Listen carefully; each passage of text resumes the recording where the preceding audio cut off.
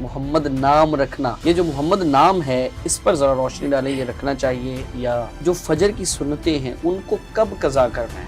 قضا جو ہے وہ سنتوں کی نہیں ہے، قضا صرف اور صرف فرضوں کی ہوتی ہے۔ اچھا، گھر میں خامد اور بیوی کیا جماعت کے ساتھ نماز دونوں جماعت کروا سکتے ہیں؟ بغیر وضو کے نماز جنازہ پڑھنا کیسا ہے؟ بغیر وضو کے۔ اچھا، تو ایک سوال ہے کہ قرآن ہاتھ سے گر جائے تو اس کا کفارہ کیا ہے؟ تو اس کا کوئی کفارہ نہیں ہے۔ اچھا، حلالے کا حکم شرعی کیا ہے؟ حلالے کے بارے میں ذرا روشنی ڈالیے پلیز۔ اس کو مشروط کرنا، پری پلان کرنا، اس کو وانٹڈ نہ ہو۔ اس کو تو حضور صلی اللہ علیہ وسلم نے فرمایا کہ جو محلل ہے، حلالہ کرنے والا، اور جس کے لیے حلالہ کیا گیا اس پر لعنت ہے۔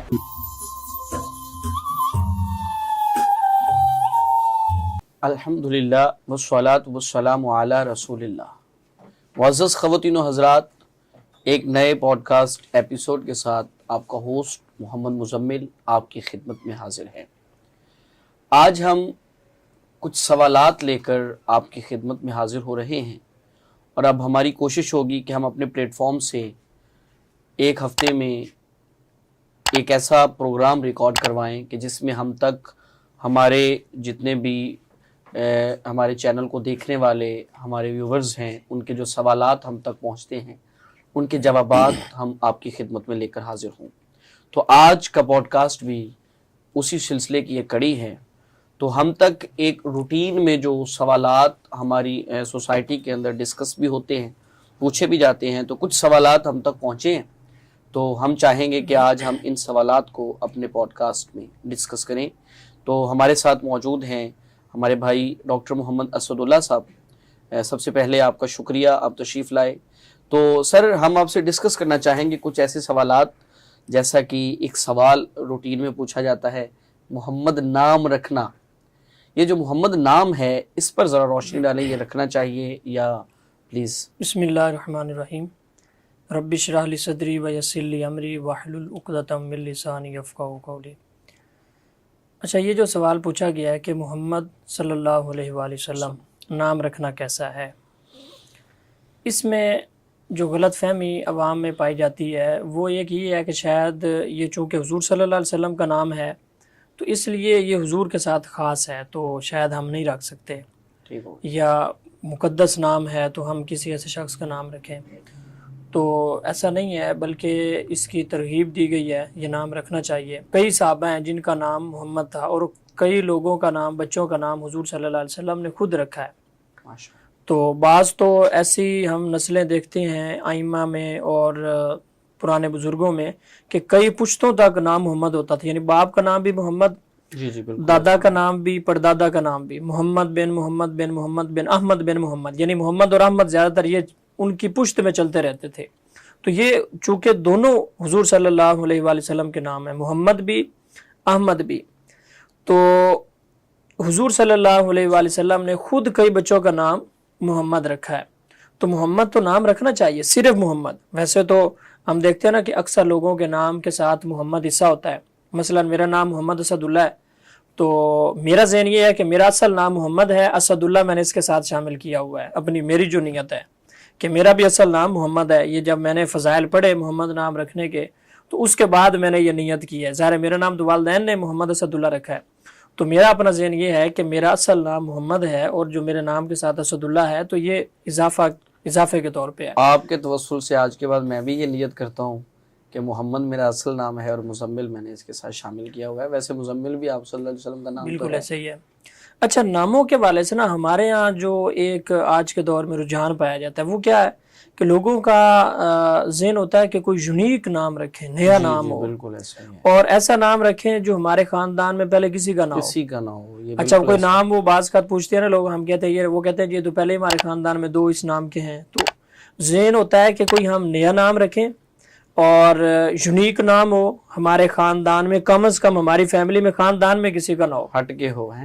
پھر اس میں غلطی کیا کرتے ہیں، پھر وہ گوگل سے سرچ کرتے ہیں یونیک نام اور چیٹ جی پی ٹی سے اور ان چیزوں سے پوچھتے ہیں، تو پھر وہ بعض اوقات لڑکوں کے ایسے نام سننے کو ملتے ہیں یا لڑکیوں کے کہ جن کا کوئی معنی اور مفہوم نہیں ہوتا۔ تو بظاہر تو یہ ایک چھوٹی سی بات لگتی ہے کہ بس نام رکھنا ہے تو یہ ایک شناخت ہے، حالانکہ ایسا نہیں ہے۔ حدیث ہے جس میں حضور صلی اللہ علیہ وآلہ وسلم نے ارشاد فرمایا کہ اولاد کا یہ حق ہے بچے کا کہ اس کا باپ اس کا اچھا نام رکھے. بالکل ایسے یعنی جو اولاد کے بنیادی حقوق ہیں تو ان حقوق میں سے ایک یہ حق ہے کہ اپنے بچے کا بیٹا ہو یا بیٹی ہو تو اس کا اچھا نام رکھا جائے، یہ اس کا حق ہے. تو محمد نام اس سے اچھا اور کیا نام ہو سکتا ہے. اور پھر ایک حدیث میں حضور صلی اللہ علیہ وآلہ وسلم نے ارشاد فرمایا کہ اللہ کے ہاں پسندیدہ ناموں میں سے 2 نام بڑے پسندیدہ نام ہیں، عبداللہ اور عبد الرحمن. پھر یہ کامن نام ہے. اچھا، پھر اگر یہ شوق بھی پورا کرنا ہے آپ نے، جو میں بات کر رہا تھا کہ لوگوں کا شوق ہوتا ہے کہ کوئی یونیک نام رکھے اور نیا نام رکھے جو خاندان میں نہ ہو، تو بہت سارے ایسے نام ہیں جو ہمارے معاشرے میں نہیں ہیں لیکن وہ صحابہ کرام کے نام ہے، تو صحابہ کے نام پہ نام رکھنا چاہیے. انبیاء کرام کے ناموں پہ نام رکھنا چاہیے، تو وہ ایک نیا بھی ہو جائے گا، یونیک نام بھی ہوگا اور اس کی نسبت بھی کسی عظیم ہستی کے ساتھ ہوگی. اور انبیاء کے ناموں پر بھی ایک حدیث موجود ہے. ہاں بالکل ایسے ہی ہے کہ انبیاء کے ناموں پہ نام رکھو. اور پھر صحابہ کرام کے ناموں پہ نام رکھنا چاہیے، اہل بیت اطہار جو ہیں ان کے ناموں پہ نام رکھنا چاہیے. اسی طرح جو بیٹیاں ہیں تو ان کے نام امہات المومنین کے نام پہ، حضور کی بیٹیوں کے نام پہ، جو صحابیات ہیں ان کے نام پہ. تو یہ جو تصور ہے نا کہ ہم نام ایسا رکھیں گے جو یونیک ہو، اس میں پھر غلطی کرتے ہیں. بعض ایسے نام رکھ لیتے ہیں ان کا یا تو معنی اور مفہوم غلط ہوتا ہے اور اس کے باقاعدہ اثرات ہوتے ہیں نام کے. حضور صلی اللہ علیہ وسلم کا یہ معمول تھا. حضرت عائشہ فرماتی ہیں کہ حضور جب کسی شخص کا نام دیکھتے تو حضور برے نام کو اچھے نام کے ساتھ بدل دیتے تھے. یعنی کوئی شخص اگر کلمہ پڑھتا اور اسلام قبول کرتا تو زمانہ جاہلیت میں جو اس کا نام ہوتا تھا، اگر تو اس کا معنی اور مفہوم اچھا ہے، اس کے مفہوم میں کوئی برائی نہیں پائی جاتی تو حضور اس کو برقرار رکھتے. لیکن اگر اچھا نہیں ہوتا تھا تو حضور صلی اللہ علیہ وسلم اس کو تبدیل. اس طرح کے کئی نام ایسے ہیں جنہیں احادیث سے ہمیں ملتی ہے وضاحت کے یہ نام. مثلا ایک شخص کا نام اسرم تھا تو حضور صلی اللہ علیہ وسلم نے اسرم کا نام تبدیل کر کے جو ہے وہ سعید رکھا. اسی طرح اور بھی بہت سارے نام ہیں جن کا معنی اور مفہوم اچھا نہیں ہوتا تھا. تو اس لیے یہ نام کے اثرات ہوتے ہیں، اچھا نام ہو یا برا نام ہو وہ آپ کی زندگی کا ایک حصہ ہے. تو بات ہم یہ کر رہے تھے کہ یونیک نام رکھنے کے چکر میں کوئی ایسا نام نہ رکھ دیا جائے کہ جس کا کوئی نہ ہو. تو محمد تو ایسا نام ہے کہ جس کی برکتیں ہی برکتیں ہیں. اچھا، اس میں یہ ہے کہ میرا جہاں تک خیال ہے نا کہ والدین نام رکھتے ہوئے کتراتے اس لیے ہیں کہ جب ہم آپ صلی اللہ علیہ وسلم کا نام لیتے ہیں نا محمد، تو یہ ایک بڑی فطری سی چیز ہے کہ زبان پہ آٹومیٹیکلی درود جاری ہو جاتا ہے صلی اللہ علیہ وسلم. تو کیا جب آپ اپنے بیٹے کو پکار رہے ہیں محمد تو کیا اس وقت بھی درود پڑھنا ہمارے اوپر لازم ہوگا؟ ہاں، یہ بڑا اچھا سوال ہے کہ حضور صلی اللہ علیہ وسلم نے ارشاد فرمایا کہ وہ شخص بخیل ہے کہ جس کے سامنے میرا نام لیا جائے اور وہ درود شریف نہ پڑھے. تو اب حضور صلی اللہ علیہ وسلم کا نام جب لیا جائے تو اس وقت درود پڑھنا واجب ہے. تو اگر کسی اور شخص کا نام محمد ہو تو وہ جب ہم لیں گے یا اس کو پکاریں گے تو اس وقت اگر درود نہیں پڑھیں گے تو کیا ہم گناہ گار ہوں گے، یا اس وقت درود شریف پڑھنا چاہیے یا نہیں پڑھنا چاہیے؟ تو یہ بات کلیئر ہونی چاہیے کہ محمد جب ہم کہیں گے صلی اللہ علیہ وآلہ وسلم، اس سے مراد جب حضور صلی اللہ علیہ وسلم کی ذات اور شخصیت ہوگی تب درود پڑھنا چاہیے اور پڑھنا واجب ہے. لیکن جب کسی اور شخص کا نام ہے اس کو پکارا جائے گا تو اس وقت درود نہیں پڑھا جائے گا بلکہ نہیں پڑھنا چاہیے، چونکہ وہ خاص حضور کے نام کے ساتھ خاص ہے. تو ایک نام جس طرح کئی اشخاص کا ہو سکتا ہے، تو مثلا جو کام میں نے آپ سے کہنا ہے تو آپ کا نام بھی مزمل ہے تو ان کا نام بھی مزمل ہے. تو جو کام میں نے آپ سے کہنا ہے نام آپ کا ہی لوں گا تو کام آپ کو اور کہوں گا، اس کو اور کہوں گا. تو حضور صلی اللہ علیہ وسلم کا نام جب ہم لیں گے محمد، اس سے مراد حضور کی ذات ہوگی صلی اللہ علیہ وآلہ وسلم، تب ہم پڑھیں گے. لیکن جب کوئی اور شخص ہے جس کا نام محمد رکھا گیا ہے تو پھر درود نہیں پڑھا جائے گا. تھوڑا سا اضافہ اگر یوں کریں کہ اگر چونکہ فطری چیز ہے نا آٹومیٹیکلی جاری ہو گیا، اگر کسی نے اپنے بیٹے کو بلایا لیکن غلطی سے بیٹے کا نام لیتے ہوئے اس کی زبان پہ درود جاری ہو گیا، جیسے روٹین ہماری بنی ہوئی ہے، تو میرا نہیں خیال کہ اس پہ پکڑ ہونی چاہیے. وہ تو جان بوجھ کے نہیں کر رہا چونکہ ایک روٹین نہیں، وہ تو ظاہر ہے وہ سبقت لسانی ہے، زبان پہ اس کا جاری ہو گیا. لیکن بہتر یہی ہے کہ جب کسی شخص کو بلائیں تو اس وقت درود شریف نہیں پڑھنا چاہیے. اچھا، چونکہ ہمارا آج کا سیگمنٹ جو ہے نا یہ تھوڑا ڈفرینٹ کوسچنز لے کے ہم ایک ٹاپک سے دوسرے کی طرف جا رہے ہیں، تو یہ سوال بھی ہم تک پہنچا ہے کہ جو فجر کی سنتیں ہیں ان کو کب قضا کرنا ہے. کیونکہ اس میں ڈفرینٹ اوپینینز ہیں، تو میں چاہوں گا کہ آپ پلیز اس پر ذرا روشنی ڈالیں۔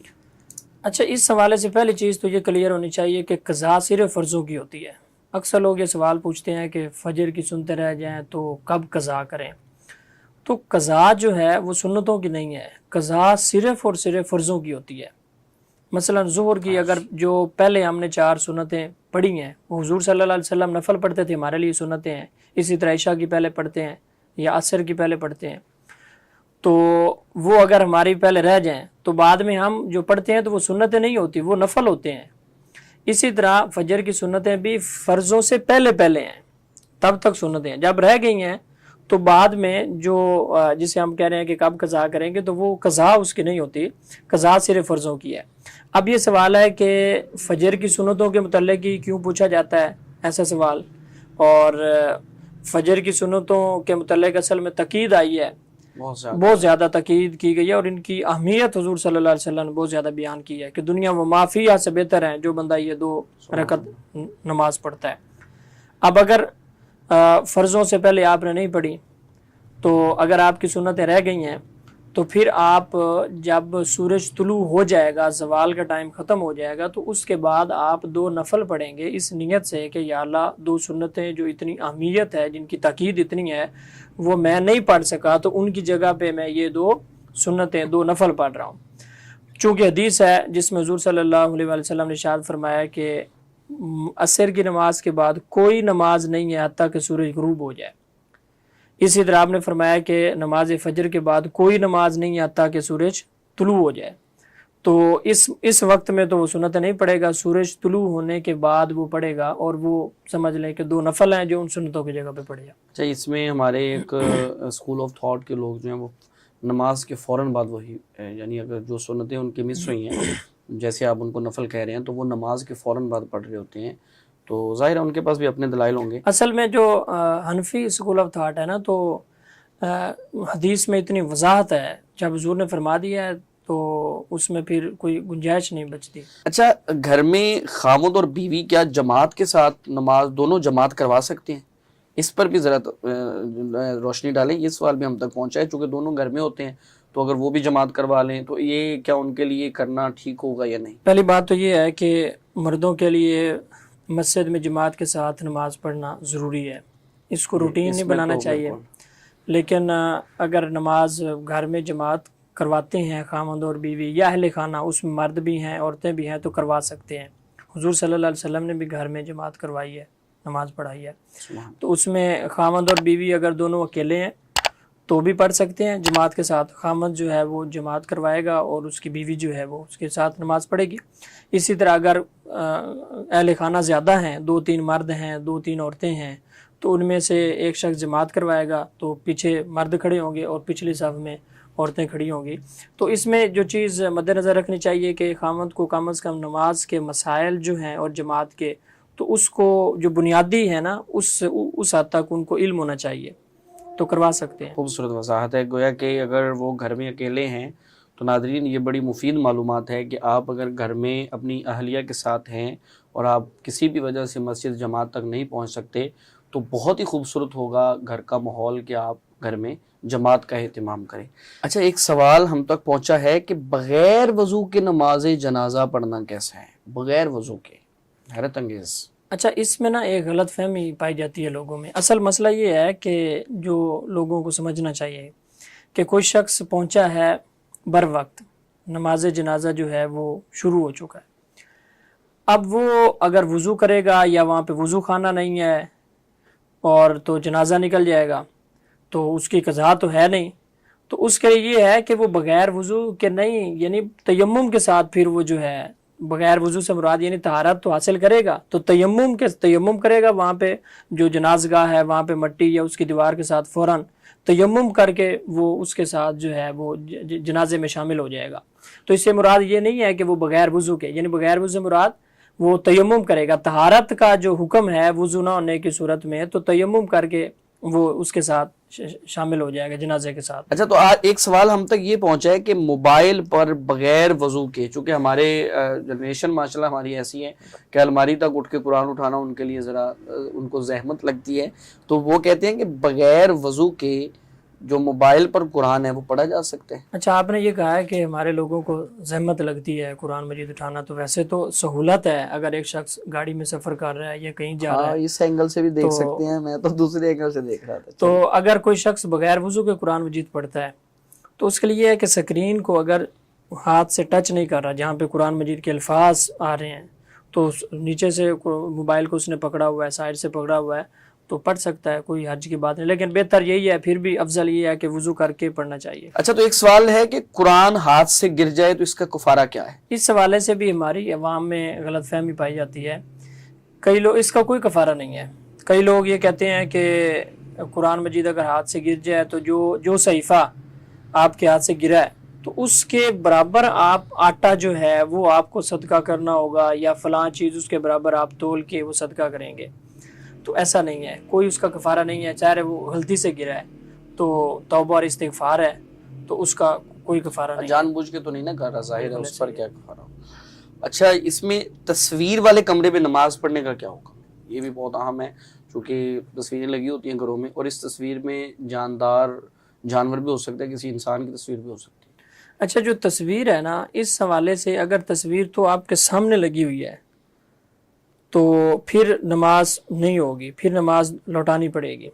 اگر آپ کے پیچھے ہے تو پھر آپ نماز پڑھ سکتے ہیں، لیکن بہتر یہی ہے کہ جس کمرے میں آپ نماز پڑھتے ہیں اس میں کوئی تصویر نہ ہو، یعنی سائڈ پہ ہو یا دونوں اطراف پہ ہو یا سامنے ہو، تو پھر تو اس کو فقہاء نے مکروہ تحریمی لکھا ہے، گو کہ آپ سجدہ اللہ کو کر رہے ہیں، لیکن وہ ظاہر ہے ایک شبہ یہ پڑتا ہے کہ سامنے تصویر ہے۔ جس طرح قبر کے سامنے اگر کوئی شخص نماز پڑھتا ہے، سامنے قبر ہو، تو وہ تو اللہ کو سجدہ کر رہا ہے، لیکن دیکھنے والے کو تو شبہ پڑ سکتا ہے کہ یہ قبر کو سجدہ کر رہا ہے، حالانکہ وہ تو کہے گا کہ میں اللہ تعالیٰ کو سجدہ کر رہا ہوں۔ اور تصویر کے والے سے ویسے بھی جو معاملہ ہے کہ تصویروں کو لٹکانا نہیں چاہیے اس طرح سے کہ ان کا ادب اور احترام کیا جائے۔ آپ گھر میں البم میں تصاویر رکھیں، موبائل میں رکھیں، کمپیوٹر میں رکھیں، یادگار کے لیے آپ اس کو کبھی کبھار نکال کے دیکھ لیں، بچوں کی تصاویر جس طرح ہوتی ہیں، تو وہ تصاویر جب آپ لٹکاتے ہیں اور جب ان کا ادب و احترام کیا جاتا ہے تو اسی چیز سے تو منع کیا گیا ہے کہ آپ نے لٹکائی ہوئی ہیں اور ان کا بڑا ادب و احترام ہے، بڑا اکرام ہے۔ بعض تو دیکھا ہے کہ وہ تصویر ہے تو اس کے گرد وہ ہار وغیرہ اور ایسی چیزیں بھی ڈالی ہوئی ہوتی ہیں، تو وہ ادب و احترام، تصویر کا ادب و احترام نہیں ہے۔ جب یہ چیز آئے گی تو پھر خرابی پیدا ہوتی ہے۔ اچھا، حلالے کا حکم شرعی کیا ہے؟ حلالے کے بارے میں ذرا روشنی ڈالیے پلیز۔ اس حوالے سے نا ایک بات ذہن میں رکھنی چاہیے کہ اگر طلاق کو شریعت کے مطابق دیا جائے نا تو یہ سارے مسائل پیدا ہی نہ ہوں، حلالے کی نوبت ہی نہ آئے۔ بالکل۔ طلاق جو ہے نا اس پر قرآن مجید بھرا پڑا ہے، قرآن مجید کے احکام جو ہیں، آخر کوئی تو وجہ ہے نا جو اتنا ڈیٹیل کے ساتھ اللہ تعالیٰ نے بیان کیا ہے۔ سورۃ الطلاق پوری نازل کی ہے، باقی صورتوں میں اس کی وضاحت ہے۔ جس طرح نکاح کا پورا ایک پروٹوکول ہے، آپ جب نکاح کرتے ہیں اس کے پورے احکام ہیں، تو طلاق کا بھی ایک پورا طریقہ کار ہے۔ تو وہ بیوقوف خامند اور مرد جو ہیں جو ایک ہی مجلس میں یا ایک ہی مرتبہ 3 طلاقیں دے کے، تو 3 طلاقیں تو دینے کے لیے ہوتی نہیں ہیں، اس پہ ہم الگ کریں گے پوڈ کاسٹ طلاق کے جو مسائل ہیں، اس میں بڑے ڈیفرنٹ اسکول آف تھاٹس ہیں۔ طلاق دینے کا سنت طریقہ ہے، پھر طلاق تو ہمارے یہاں تو طلاق پہلی بات ہے دی ہی غلط طریقے سے جاتی ہے، ہو جاتی ہے، ہو تو جاتی ہے، غلط طریقہ غلط ہے۔ جس طرح نکاح کا ایک پراپر طریقہ ہے تو طلاق دینے کا بھی ایک طریقہ ہے۔ طلاق صرف ایک دینی ہے، 3 طلاقیں ہیں تو لوگ سمجھتے ہیں شاید علیحدہ ہونے کے لیے 3 طلاقیں دینی ہیں، 3 طلاقیں ہیں، تینوں تو دینے کے لیے ہیں ہی نہیں، وہ تو آپ کو 3 چانس دیے ہیں شریعت نے۔ بھئی آپ کا مقصد الگ ہونا ہے نا، تو آپ صرف 1 طلاق دیں، تو وہ جب عدت گزرے گی تو آپ الگ ہو جائیں گے، جدا ہو جائیں گے، بعد میں آپ جب کبھی سالوں بعد بھی ملنا چاہیں گے تو نکاح کریں گے اور دوبارہ آپ اکٹھے رہ لیں گے۔ لیکن جب آپ نے 3 طلاقیں دے کے خود ہی اپنا راستہ بند کر لیا ہے تو پھر یہ ساری صورتیں جو آپ کہہ رہے ہیں کہ حلالہ کا شرعی طریقہ کیا ہے، وہ اصل میں اس طرح ہے کہ کوئی شخص، کوئی عورت کو طلاق ہو جاتی ہے، وہ کسی دوسرے شخص کے ساتھ نکاح کرتی ہے ہمیشہ ہمیشہ رہنے کے لیے، اور وہ شوہر فوت ہو جاتا ہے یا وہاں سے بھی اس کو طلاق ہو جاتی ہے، اب یہ پہلے شوہر کی طرف واپس لوٹ ہو جائے گی جو قرآن و سنت کا حکم ہے۔ لیکن اس کو مشروط کرنا، پری پلان کرنا، اس کو پلانٹڈ نہ ہو، اس کو تو حضور صلی اللہ علیہ وسلم نے فرمایا کہ جو محلل ہے، حلالہ کرنے والا، اور جس کے لیے حلالہ کیا گیا، اس پر لعنت ہے، لعنت کی گئی ہے.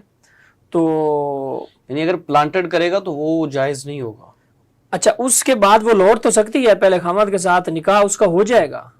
پلانٹڈ کا ہاں، پلانٹڈ کا بھی پہلے خامد کے ساتھ نکاح اس کا ہو جائے گا، شرعی طور پہ درست ہے. لیکن جو وہ حلالہ کا عمل ہے نا، جو اس سے گزرا گیا، اس کے اوپر لعنت کی گئی ہے. وہ تو جسے کہتے ہیں نا کہ ایک دوسرے شخص کے ساتھ اس نے ہمیشہ ہمیشہ رہنے کے لیے کیا تھا، تو وہاں سے یہ معاملہ ہوا کہ وہاں سے بھی اس کو طلاق ہو گئی. تو پہلی چیز یہ ہے، ہمارے لوگوں میں نا یہ مسائل یہ مسئلہ اتنا زیادہ پوچھا جاتا ہے، 3 طلاقیں دے کے آگے پھر اکثر مفتیان کرام سے پوچھتے ہیں کہ اب اس کا حل کیا ہے. جب وہ کہتے ہیں اب کوئی حل نہیں ہے، سارے راستے تم نے بند کر دیے ہیں، پھر خود ہی کہتے ہیں اچھا وہ حلالہ جو ہوتا ہے تو وہ نہیں ہو سکتا. یعنی لوگوں کو حلالے کا پتہ ہے اور یہ پتہ نہیں ہے طلاق کیسے دینی ہے. تو طلاق کا جو درست طریقہ کار ہے اس کی اویئرنیس لوگوں کو دینی چاہیے. تو جو شخص شادی کر رہا ہے، نکاح کر رہا ہے، اس کو کم از کم یہ بنیادی مسائل ان کا تو پتہ ہونا چاہیے. تو جب طلاق کو سنت طریقے سے دیں گے تو ان چیزوں کی ضرورت نہیں پڑے گی. جی تو ڈاکٹر صاحب یہ آخری سوال ہے کہ غسل کے دوران اگر پیشاب یا ہوا خارج ہو جائے تو اس میں پھر غسل جو ہے وہ اس کا کیا حکم ہے؟ دوبارہ شروع کرنا ہے یا کیا؟ پلیز اس پہ ذرا تھوڑی وضاحت کر دیں. اچھا، یہ سوال کہ اگر غسل کے دوران ہوا خارج ہو جاتی ہے یا پیشاب کے قطرے نکل آتے ہیں تو پوچھنے والے کا یہ مطلب ہے کہ اب غسل دوبارہ یعنی جتنا کر چکے ہیں دوبارہ سٹارٹ کرے گا یا وہیں سے آگے اس کو کنٹینیو رکھے گا؟ تو غسل دوبارہ نہیں شروع کرے گا، وہیں سے اس کو آگے کنٹینیو رکھے گا. چونکہ آپ دیکھیں نا، دونوں چیزوں سے، جو ہوا خارج ہونے سے بھی غسل فرض نہیں ہوتا اور پیشاب کے قطرے نکلنے سے بھی غسل فرض یا واجب نہیں ہوتا. ہاں، ایک صورت ہے، وہ غسل کے بعد چونکہ وضو نہیں کرنا ہوتا، آپ نے غسل کر لیا ہے تو آپ اسی طرح جو ہے وہ نماز پڑھ سکتے ہیں، آپ پاکیزگی میں آ گئے ہیں. جب آپ کی ہوا خارج ہوئی ہے، جب آپ کے پیشاب کے قطرے خارج ہوئے ہیں، تب آپ غسل کر چکے تھے، آخری مراحل میں تھے. تو اس کے بعد اگر آپ کے سارے وضو کے اعضاء اگر آپ نہیں دھوتے تو آپ کو بعد میں وضو کرنا پڑے گا. اگر وہ سارے دھو لیتے ہیں تو پھر آپ کا وضو بھی ہو گیا، لیکن غسل جو ہے وہ دوبارہ سے آپ کو شروع نہیں، وہ کرنے کی ضرورت نہیں ہے. وہ اسی طرح وضو میں جو 4 آپ کے اعضاء دھونا فرض تھا وہ اگر کوئی رہتا ہے تو پھر وضو کے. ہاں، لیکن چونکہ ہوا خارج ہونے سے یا پیشاب کے قطرے سے غسل فرض واجب نہیں ہوتا، اس لیے غسل کنٹینیو رکھے گا. جی تو ڈاکٹر صاحب آپ کا بہت شکریہ. جی تو ناظرین، امید ہے آج کا پروگرام آپ کو بہت پسند آیا ہوگا، اور آپ کے پاس سوالات ہوں تو وہ ہمارے کمنٹ سیکشن میں آ کر آپ ہمیں بتائیں. ہم انشاءاللہ ان کے جوابات لے کر آپ کی خدمت میں ایک نئے پوڈ کاسٹ ایپیسوڈ کے ساتھ حاضر ہوں گے. تب تک کے لیے ہمیں اجازت دیجیے. والسلام علیکم ورحمۃ اللہ.